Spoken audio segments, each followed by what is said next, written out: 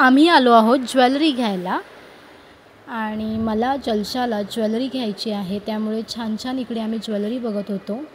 डायमंडमध्ये, गोल्डमध्ये छान छान इयरिंग्स बघितले आणि जे आवडले ते आम्ही घेतलेले आहे, जे आमच्या ड्रेसेसवरती साडीवरती जाणार आहेत।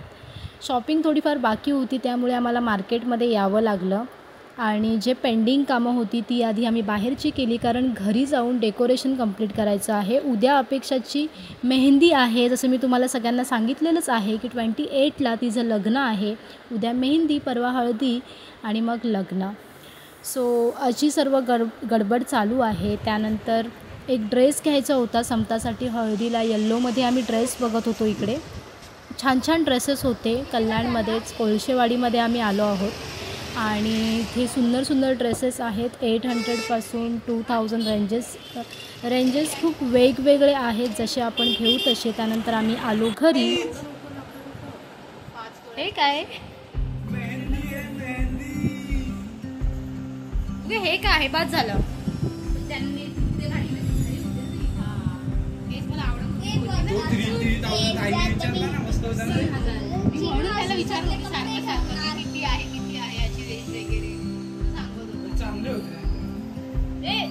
घरी आलो आणि पटापट डेकोरेशन आवरून आम्ही अपेक्षाची बॅग भरायला घेतली। छान छान अशा साड्या तिने व्यवस्थित बॅगमध्ये भरून घेतल्या। हे मोमेंट खूपच सुंदर आणि छान होते। लग्नाचं घर, नवरी आमची इकडे आराम करते आहे, पप्पा सुद्धा आराम करतायत, चिल मारतायत। ऑलमोस्ट सगळं डेकोरेशन वगैरे आमचं झालेलं आहे आणि आपण पाहूया आता किचन मध्ये काय चालू आहे। किचन मध्ये खूप सारा पसारा आहे, तर प्लीज तो अवॉइड करा, कारण लग्नाचं घर आहे तर या सगळ्या गोष्टी होतच राहणार आहेत। आणि मम्मी इथे हे चिकनचं सर्व वाटण काढून ठेवलेलं आहे। ते सगळंच आहे आता 2 दिवसाचं। अच्छा, कारण उद्या नंतर मग उसळ वगैरे बनवायचं म्हणजे 2 दिवसासाठी लागणारं वाटण ना। तर मग ते जास्त क्वांटिटीमध्ये करून ठेवलेलं आहे। आणि मम्मी आता इथे वाटण वाटणार आहे।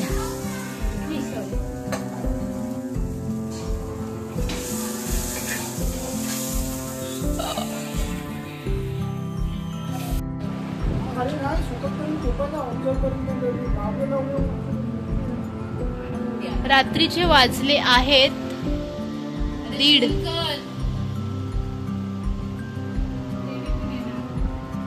उद्या आहे मेहंदी आणि इथे मेहंदी मम्मीची झालेली आहे। ताई मेहंदी काढत आहे आणि आम्ही सगळे असे इकडे बसलो आहोत।